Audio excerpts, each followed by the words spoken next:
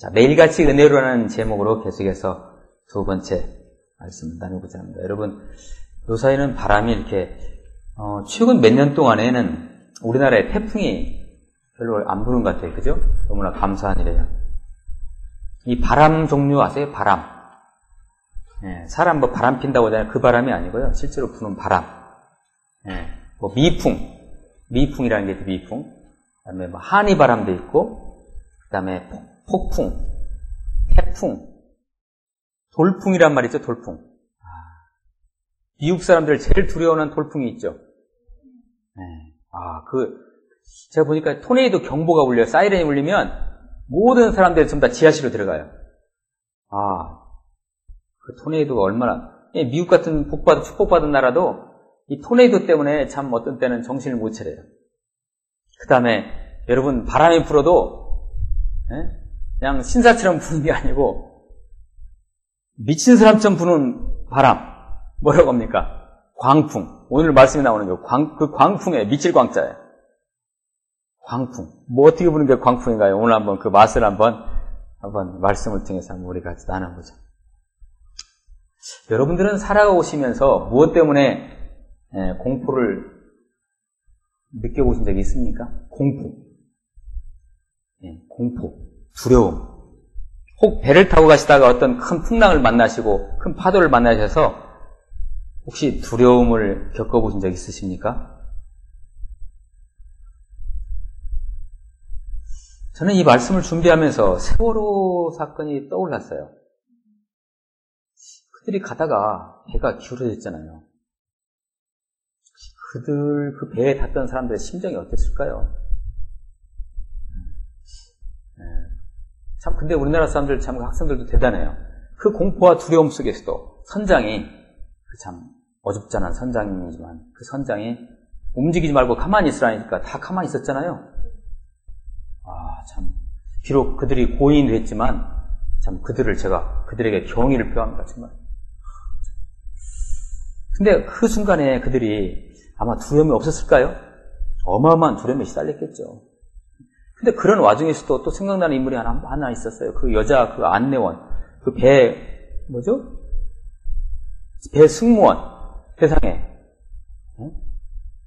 자기는 남고 자기 구명조끼 벗어주고 나가라고 말이죠. 나는 여기 승무원이니까 나는 이 배와 함께 한다. 그리고 거기서 이제 수장돼서 죽었잖아요. 근데, 우리나라 사람들 그런 건 대담해요? 감사하죠. 저는 가끔 이런 생각을 해요. 제가 살아가는 동안에, 제가 목사로서 이렇게 살아있는데, 목사로서 매일매일 살아가는 동안에 어떤 거센 광풍이, 그 미친 바람이, 인생의 풍랑이 저에게 일었을 때, 제가 견디기 어려운, 절체절명의 어떤 그 위기의 순간을 제가 맞이했을 때, 저의 표정이 어떻게 변할 것 같아요? 저는 그것이 두려운 거예요. 그리고 그것이 혹여나 우리 성도님들한테 목사로서 제가 그것이 들키면 어떨까 그런 생각을 가끔 해봐요.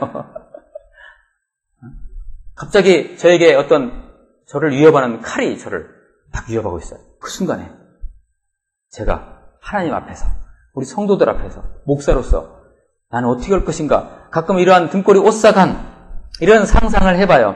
여러분 제가 이런 상상이 어떤 쓸데없는 상상 같죠? 네. 여러분, 감리교의 창시자, 누구죠? 우리가 상식적으로 이건 아르셔야 될. 감리교의 창시자인 존 웨슬리, 요한 웨슬리의 목사님, 존 웨슬리 목사님이라고 있어요. 이 목사님의 유명한 일화가 우리에게 잘 알려져 있습니다. 이분은 참 아주 명문대학, 영국의 명문대학 옥스퍼드 대학에서 공부를 했어요. 동생 찰스 웨슬리와 함께 똑같이 옥스퍼드 대학을 다니면서 철저한 이 복음 실천운동 그룹을 만들어서 사역을 했던 아주 꼼꼼하고 철저하고 체계적인 그러한 영성운동, 복음운동을 옥스퍼드 대학 내에서 했어요. 누가요? 존 웨슬리 목사님 되기 전에. 엄밀히 말하면 사제예요, 사제. 이 존 웨슬리라는 분은 영국 성공이에요. 여러분, 영국 성공이라는 교회를 조금 아십니까? 영국 성공이가 어떤 교회냐면, 로마 카톨릭, 천주교로부터 분리해온, 그러나 천주교적인 예배의 잔재가 조금 남아있는, 그렇지만 천주교가 아닌 그러한 영국 국교도가 있어요. 영국의 헨리 8세가 여자 관계가 별로 복잡해요. 별로 복잡한 게 아니라 많이 복잡해요. 그러니까 로마 교황청에서 헨리 8세에게 당신 그러면 안 돼 라고 핀잔을 주니까, 아 그래? 그러면 우리 영국은 로마 교황 당신 영향 안 받겠다 해가지고 따로 그들이 종교를 만들었어요. 그것이 바로 영국 국교 성공이라고 그래요. 성공회. 엄밀히 얘기하면 존 웨슬리 이 목사님은 그 성공의 사제였어요. 사제. 목사입니다. 그러니까. 자, 그런데 옥스퍼드 대학에서 그러한 아주 체계적이고 꼼꼼하고 철저한 그러한 복음 운동을 했는데, 거기에서 나온 말이 영어의 제가 써놨죠, 저기 빨간 걸로 메소디스트란 말이에요. 이게 감리교도라는 말이에요. 이게 감리교라는 말이 거기서 나왔어요. 메사디카라면은 아주 철저한 체계적인 틀림없는 뭐 이런 뜻이에요. 영어로 메사디카. 그러니까 왜 이것이 나온지 아시겠죠? 이제 그 옥스퍼드 대학 내에서 존 웨슬리와 찰스 웨슬리가 아주 철저한 그런 이 복음 운동을 했기 때문에 거기서 나온 말이 메소드가 됐고 메소디스가 됐고 메소디스 처치, 즉 오늘날의 감리교가 거기서 출발했어요. 그래서 감리교회라는 용어가 거기서 나왔어요. 그래서 옥스퍼드 대학생들은 시계를 안 가지고 다녔대요. 왜 그랬을까요? 존 웨슬리가 그 건물 앞을 지나는 그 시간은 정확히 10시 35분이야. 그들이 그 존 웨슬리 지나는 걸 보고 10시 35분이나 공부로 가야지 이렇게 했대요. 얼마나 철저했으면. 그 말이 메소디스트. 감리교가 거기서 나왔어요. 철저. 이 존 웨슬리 목사님이 1728년에 사제 서품을 받고, 그러니까 우리식으로 얘기하면 목사 안수죠. 목사 안수를 받고 1735년과 동생 찰스 웨슬리와 함께 미국 조지아주에는 특히 인디안들이 많이 살았어요. 그 인디안들의 선교사로 파송을 받아 배를 타고 대서양을 건넙니다. 여러분, 영국에서 미국 가려면 어떻게 가요? 배 타고.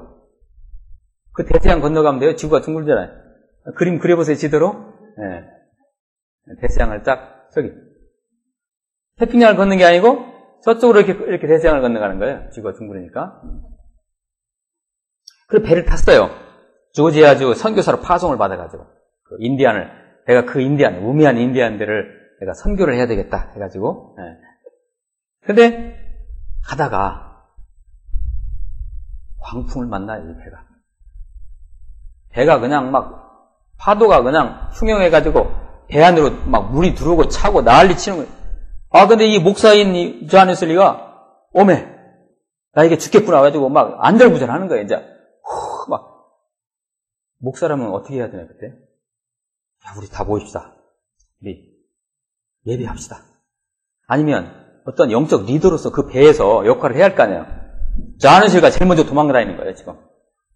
살으려고.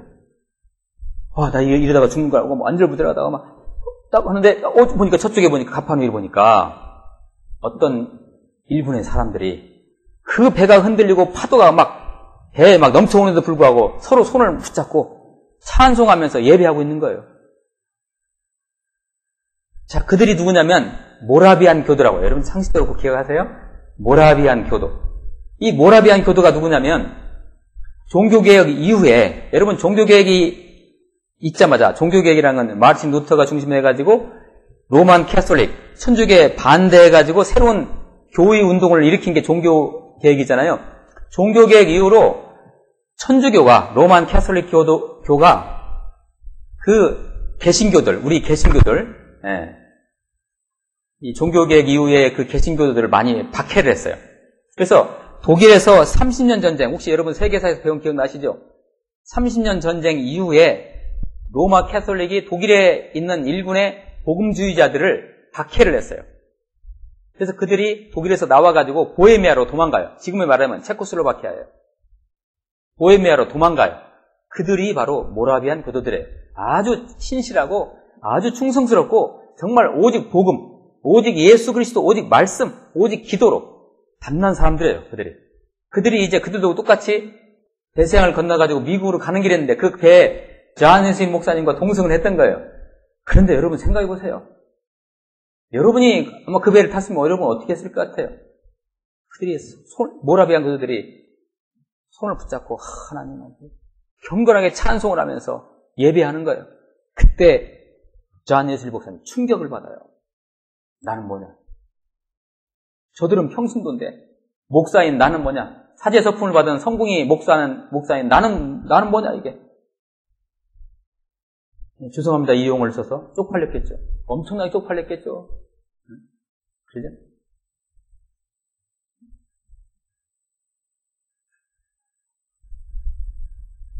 그 뒤에 물론 이 존 웨슬리 목사님은 이 모라비안 교도를 통해서 또 정말 진짜 회심을 해요. 목사 안수를 받기 전까지 예수님을 실질적으로 만나지 못한 사람이었어요. 웃기죠? 목사 안수를 받았으니까 여러분 세상에 있는 목사들 다 안수 받았지만 그들이 다 주님의 백성이라는 보장 없어요. 존 웨슬리 목사님은 목사 안수 받은 다음에 예수님 만났어요. 놀랍잖아요. 아니 우습잖아요. 어떻게 보면. 아무튼 그런. 자, 사랑하는 여러분, 오늘 말씀 내용이 대충 제가 아까 봉독을 해서 내용을 좀 이렇게 짐작을 하셨나요? 자, 오늘 말씀을 같이 한번 조금 간단히 나누고자 합니다. 자, 22절 말씀. 하루는 제자들과 함께 배에 오르사 그들에게 이르시되 예수님께서 호수 저편으로 건너가자 하시네. 배에 오르사. 배에 올랐다는 건 뭘 하기 위한 것입니까? 항해를 하기 위한 것이죠. 여러분, 우리 인생이 전부 다 배 탄 인생이에요. 전부 다 배 타가지고 어디를 가요? 망망대해로 가는 거예요. 이게 우리 인생이에요. 제가 제 블로그 여러분 혹시 이렇게 들어보시나요? 제 블로그를 이렇게 들어오시면 음악이 흘러갈 겁니다. 스트리밍 되는 음악인데 그 중에 제가 요사이 즐겨 듣는 그 음악 중에 하나가 혹시 이 가수, 이 팝 가수 기억하세요? 로드 스튜어트. 우리식으로 얘기하면 로드 스튜어트. 로드 스튜어트. I'm sailing. sailing이라는 노래 혹시 아세요? 모르실 거예요. 제가 대학 다닐 때 인기 있었던 노래였어요. I am sailing. I am sailing. 이렇게 시작되는 노래인데 이게 말이죠. 나는 바다로 나갑니다. 나는 항해합니다. 고독합니다. 파도가 쳐오고 내가 어디로 가야 할지 모르겠습니다. 이런 내용들이에요. 이 세일링이라는 노래가. 아무튼 우리의 인생이 뭐예요? 그 흉흉한 바다 항해하는 거예요. 여러분, 근데 그 바다가 항상 잠잠합니까? 그 바다가 항상 잠잠해요? 그랬으면 얼마나 좋겠어요. 우리 인생이 항상 잠잠했으면 좋겠어요. 그럴지라도 제가 여러분에게 축복합니다. 여러분의 인생이 좀 잠잠했으면 좋겠어요. 근데 마침, 오늘 말씀 보면요. 23절에 마침이라는 부사 한번 찾아보세요. 23절에.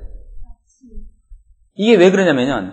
예수님께서는요. 배 타시자마자 얘들아 저 바다 건너편 가자. 거기가 이제 거라사라는 곳입니다. 거라사. 돼지에 귀신이 들어가는 그 마을. 지금 그 사회 가시기 위해서 지금 배를 타신 거예요. 실은. 귀신 쫓기 위해서. 그런데 예수님은 사회 가시니까 얼마나 피곤하십니까? 그래서 배에 타시자마자 예수님은 잘 주무세요. 배를 타시자마자 주무세요. 그때 마침, 그 마침이라는 의미가 뭐냐면 예수님은 자고 계세요. 그때 마침 광풍이, 여러분 그 말씀을 한번 보세요. 거기 광풍이 호수로 내리침에, 한번 그림 그려보세요. 여기 그림 한번 보여주세요. 지금은 이제 예수님이 깨어난 상태인데요. 예수님이 주무시고 계시고 광풍이 내치는데 제자들 표정을 한번 상상해 보세요. 아까 그 존 웨슬리 목사님처럼 어디 가서 살려고 막 전전긍긍 했겠죠? 마침 광풍이 호수에 내리침에, 여러분 바람이 이렇게 불어야 한쪽 방향, 북서풍이면 북서풍, 남풍이면 남풍인데 광풍은 어떻게 미쳤으니까 막 이렇게 내리치고 막 뒤집어 엎고 막 난리치는 거야.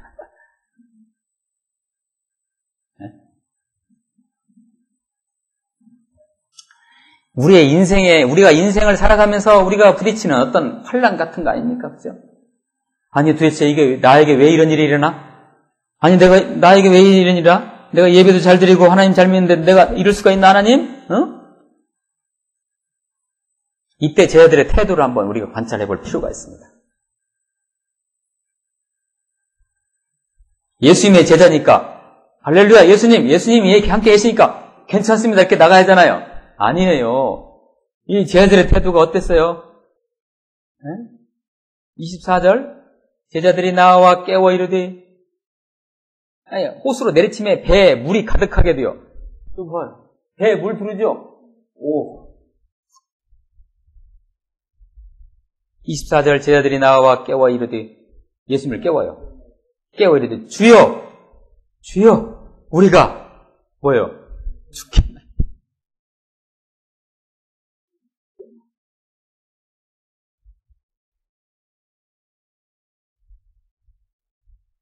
그때 예수님께서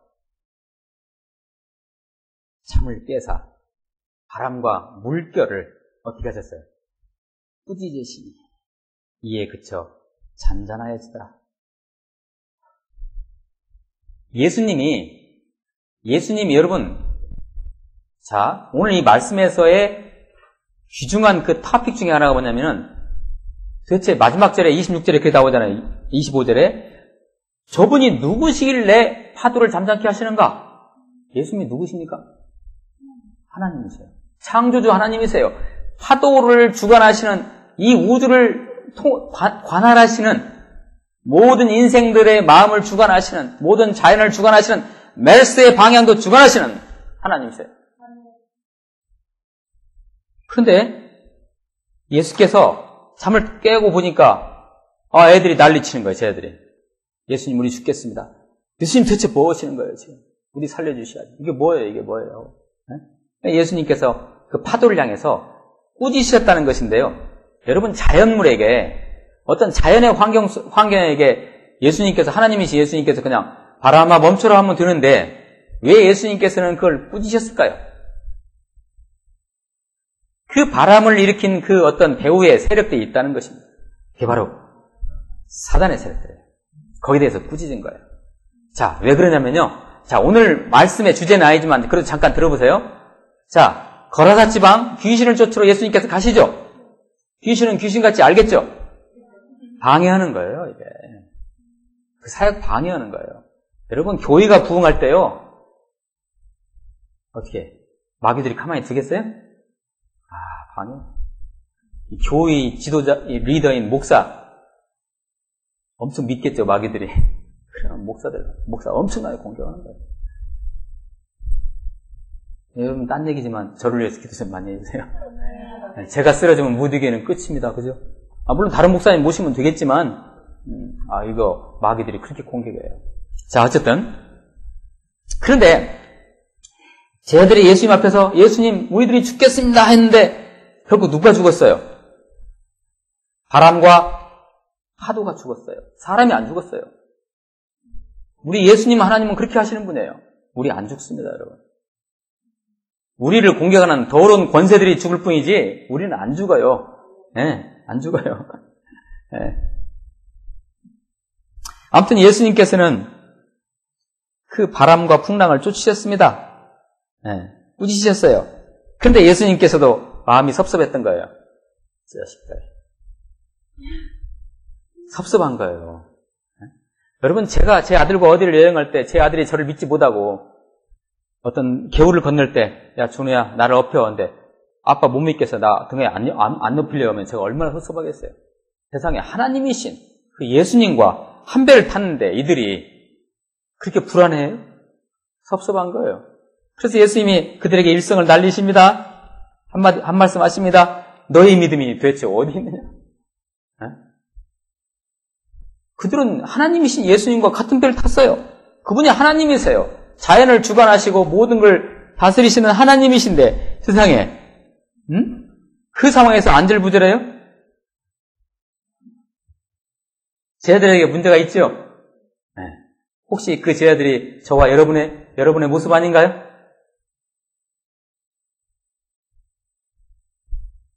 이들 제자들은 분명히 은혜 생활하고 있지 않는 거예요. 은혜가 충만했으면, 성령이 충만했으면 거기서 할렐루야, 파도가 흉흉해도 예수님 옆에 계시잖아요. 그래도 죽으면 예수님 품에, 하나님 품에 안기는 거예요, 그냥. 수장돼서 죽으면, 그러잖아요. 이 은혜 생활을 못하고 있는 거예요, 제 아들이, 지금. 이들은 광풍과 파도와 풍랑을 보면서 그 풍랑을 예수님보다, 하나님이신 예수님보다 더 크게 본 거예요.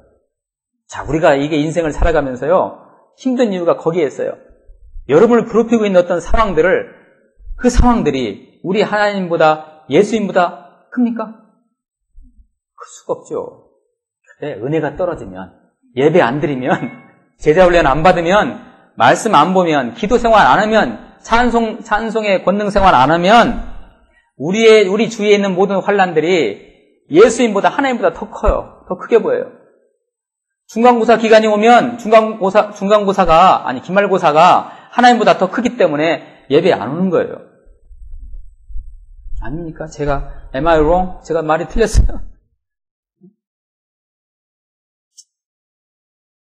은혜가 충만하면, 성령이 충만하면 그들의 눈에는 뭐만 보여야 돼요? 예수님만 보이는 거예요. 그들은 영적 철부지였어요. 아니, 우리 얘기입니다, 이것이. 우리가 인생을 살면서 광풍을 피할 수 있으면 얼마나 좋겠습니까? 인생은 거센 바람, 아니 광풍이 부는 바다를 항해하는 것이 아닌가요? 맞죠? 네. 불교에서도 인생을 뭐라고 합니까? 고해라고 그래요. 고해. 바다, 고통의 바다라고 그래요. 그 항해는 언제 끝날까요? 사랑하는 무디공자 지체 여러분, 무디공자 지체 여러분, 인생의 즐거움, 맛이 무엇일까요? 어떻게 아이스크림을 먹는 그 달콤함일까요? 글쎄요, 첫 키스의 추억 같은 것일까요? 인생의 즐거움이 남들이 못한 것을 막 이루어낼 때 오는 짜릿함일까요? 세상 공부를 하다가 뭔가 새로운 것을 발견할 때 느끼는 것일까요? 가장 사랑하는 사람부터 내가 진짜 갖고 싶었는데 사지도 못하고 전전긍긍할 때 어느 날 그로부터 그것을 깜짝 선물 받았을 때일까요? 오랜 동안 나를 괴롭혔던 병이 나로부터 자취를 감출 때일까요? 내가 혼자 짝사랑하고 있어요. 그런데 이제야 저제나 썸을 탈까 했는데 어느 날 그로부터 사랑 고백을 들었을 때일까요? 인생의 즐거움 맛볼 때가 모두 좋아요. 좋아요. 달콤하고 고소하고 짜릿하고 벅찬 이런 맛들. 인생에 이런 일들만 계속된다면 얼마나 좋겠습니까? 그러나 그렇잖아요. 잠깐 저를 좀, 제 것을 좀 간증하면, 저는 예수 그리스도를 만나고요. 회심한 후부터, 제가 금방 위에서 열간 그 세상적인 즐거움들 있잖아요. 첫 키스의 추억 같은 거, 달콤한 아이스크림 맛 같은 거, 고소한 맛, 무슨 짜릿한 맛, 승리감, 성취감, 이런 것들. 제가 예수님을 만난 뒤부터요, 이러한 즐거움들은 다 깡그리 사라졌네. 할렐루야. 제가 할렐루야 하는 게 역설이잖아요. 그죠? 즐거움 다 사라졌어요. 정말로. 재미 하나도 없어요. 오히려 예수 믿은 다음부터 그리고 목사로부터 부르심을 받은 이 순간까지 저의 육체적인 감각이 느낄 법한 즐거움이 오히려 없어지고 뭐만? 고통과 고난과 갈등과 광풍과 환난만 더 많아지는 것 같아요. 큰일 났네요. 그런데요. 여기에 반전이 있어요. 여러분, 진짜 행복이 무엇입니까? 진짜 즐거움이 무엇입니까? 그 모진 인생의 돌풍, 폭풍, 광풍 속에서 이제는 내 인생이 끝났구나, 인생의 즐거움이 다 사라졌구나 하는 그 즈음에 주님이, 우리 하나님이, 예수님이 나와 함께 계신다는 걸 깨닫는 것입니다. 근데 세상적으로는 즐거운 것이 눈코 많지도 없어요. 그런데 예수님과 함께 한다는 것은 제가 은혜로 그것이 와요. 그리고 그것을 제 영적 감각으로 깨닫는 바로 그것이 저한테는 즐거움입니다. 엄청난 즐거움. 여러분 납득하십니까? 저의 이 역설 같은 이 말을 즐겁지 않은데요. 제 요사이 생활이 즐겁지 않은데 즐거워요. 이게 그리스도인들이 갖는 복의, 즐거움, 은혜의 역설입니다. 이것이. 오 하나님 감사합니다. 오늘 말씀의 제자들 광풍이 호수를 내리칠 때에도 그들 곁에 누가 계셨습니까? 예수님이 계셨잖아요. 그렇습니다. 주님이 계셨습니다. 그리고 우리의 귓전을 때리는 거센 광풍과 여러분 그 파도 소리가 얼마나 셌겠어요. 여러분 바닷가 가보세요. 네? 그 파도 소리 들리잖아요. 저 광풍 소리, 그 바람 소리, 막 그 귀신 소리 같은 그 바람 소리에다가 파도가 저렇게 흉흉하니 얼마나 공포스럽겠어요. 그럼에도 불구하고 여러분이 인생을 사시면서 저런 상황이 올 때일지라도 여러분 영적인 귀를 활짝 열으시고 저 파도 소리와 광풍 소리와 돌풍 소리 대신에 예수님의 세미한 음성을 들으시길 축복합니다. 오늘 예수님의 세미한 음성이 있습니다. 뭐였어요? 너희 믿음이 어디 있느냐? 인생의 돌풍이 여러분을 갖다 몰아쳐갈 때 그 소리, 세상의 소리 듣지 마시고 예수님의 말씀, 내가 너와 함께한다. 그럼에도 불구하고 여러분이 계속해서 흔들릴 때 예수님은 여러분들에게 책망합니다. 너희 믿음이 어디 있느냐? 그 세미한 음성 들으셔야 합니다. 사랑하는 모두교회 지체 동역자 여러분, 우리 그리스도 안에 있는 자들은 넘어지고 자빠지고 금방 숨이 떨어지는 것 같지만 결코 죽지 않습니다. 안 죽어요. 목숨 끊어지는 거요? 그것은요, 그냥 영혼과 육체가 분리되는 거예요. 우리가 육체적으로 죽는 순간에 우리는 어떻게 돼요? 예수님 품에 안기는 거예요. 할렐루야. 안 죽어요, 우리는. 안 죽어요. 네? 안 죽어요. 죽을 것 같지요? 네, 제자들처럼. 어떤 인생의 위기를 맞이했을 때 내가 내 인생 여기서 주저앉아 침몰할 것 같지만 여러분 다음 말씀을 보시기 바랍니다. 말씀합니다. 고린도전서 10장 13절 말씀 같이 한번 읽어보실까요? 시작. 하나님이 감당할 시험 관계를 너희가 당한 것이 없나니 오직 하나님은 비교사 너희가 감당하지 못할 시험 당함을 허락하지 아니하시고 시험 당할 즈음에 또한 피할 길을 내사 너희로 능히 감당하게 하시느니라. 아멘. 믿으십니까? 아멘. 여기에 이 말씀의 어떤 강조점은 시험 당할 즈음에 또한 피할 길을 내사 믿으시기 바랍니다. 아멘. 반드시 그렇게 하십니다. 네, 반드시. 네, 그때 낭망하거나 피해버리거나 놔버리거나 자버리면 안 돼요. 그럴수록 예수님을 바라보시고 예수님의 음성을 들으시고 그분의 손을 잡으셔야 돼요. 그러면 절대 넘어지지 않습니다. 주님이 우리와 함께 하십니다. 로마서 8장 32절 말씀 제가 한번 읽어볼 테니까 한번 들어보실래요? 로마서 8장 32절 보시면서 한번 들어보세요. 자기 아들을 아끼지 아니하시고 우리 모든 사람을 위하여 내주신 이가 어찌 그 아들과 함께 모든 것을 우리에게 주시지 아니하겠느냐. 여러분, 하나님께서는 우리를 위해서 우리 죄값을 치르기 위해서 자기 하나밖에 없는 아들이신 독생자 예수 그리스도를 우리한테 주셨잖아요. 버리셨잖아요. 그렇게 하신 분이 뭘 못 하시겠냐는 거예요.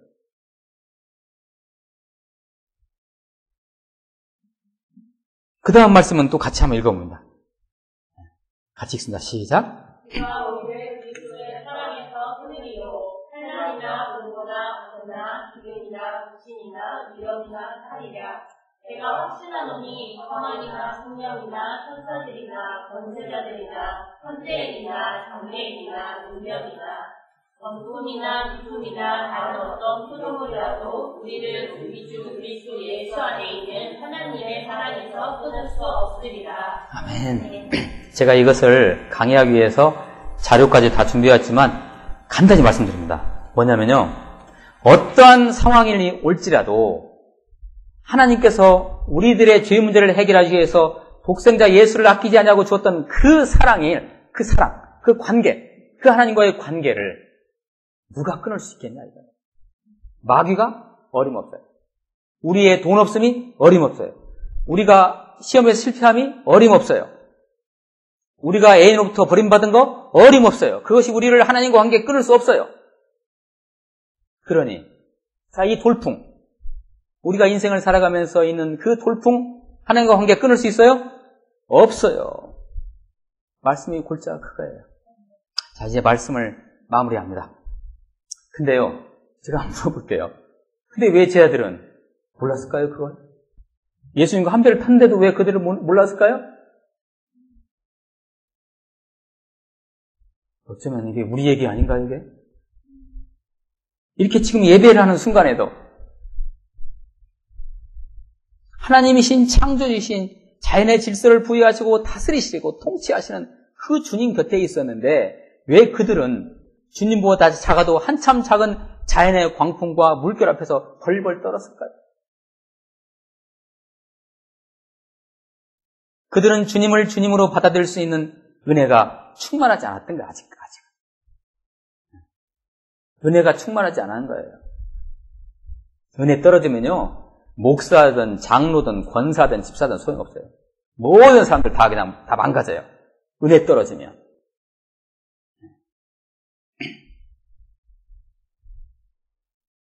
저와 여러분은 인생에 엄청난 위기가 닥칠 때 이렇게 제자들처럼 저렇게 안 할 자신 있으십니까? 상상해보세요. 오늘 제가 예화도 많이 들었잖아요. 조한 웨슬리 목사님. 목사가 얼마나 참 창피해요. 은혜를 미리 저축해 놓으시길 축복합니다. 은혜를 쌓아 놓으셔야 돼요. 주일 예배, 여러분 주일 예배 이렇게 나오셨잖아요. 감사해요.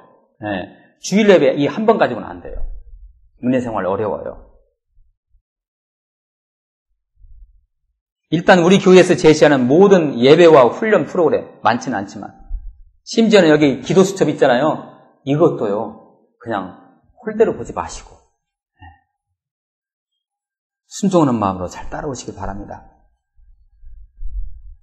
하나님이 자 이런 훈련 프로그램과 예배에 충실할 때 정말 은혜 생활에 충실할 때요. 어떠한 풍랑이 우리를 몰아쳐도 그때 뭐만 보여요?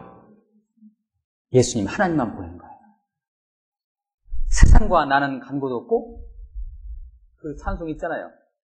세상과 나는 간 곳 없고 구속한 주만 보이도다. 아멘. 아무것도 안 보여요. 은혜가 충만하면요. 오직 주님만 보여요. 그렇게 되시기를 축복합니다. 기도하시겠습니다.